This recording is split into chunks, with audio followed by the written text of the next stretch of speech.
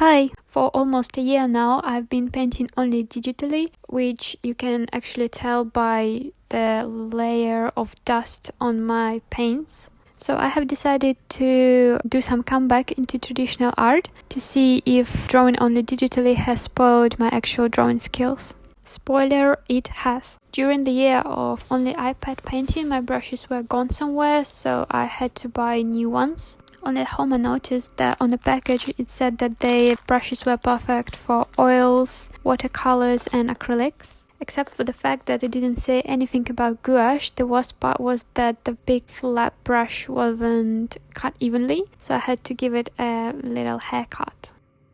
Okay, now you can catch me trying to act like professionally, but that's mainly due to fake it till you make it strategy, which unexpectedly for me actually worked, and you're gonna see it by the end of the video.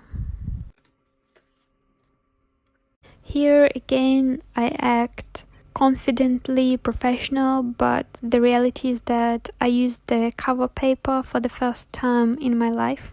Now, talking about my feelings, I was actually expecting to feel a bit constrained after having all these perks of digital art like the undo button and stuff, but I was actually really surprised how free I felt whilst painting on the actual paper. What I mean is that when you paint digitally, you have control over literally every pixel, whilst when you draw on a paper, especially with something like watercolors, you can't control everything. So you just learn to accept whatever is going on the paper, and at some point it becomes something a bit of like even a therapy. And at some point I have realized that I become a bit switched off the reality, and this actually rarely happens to me when I draw on the iPad. Here you can find me showing off the mushrooms I've painted, but then something went completely wrong. Yeah, this is what happened.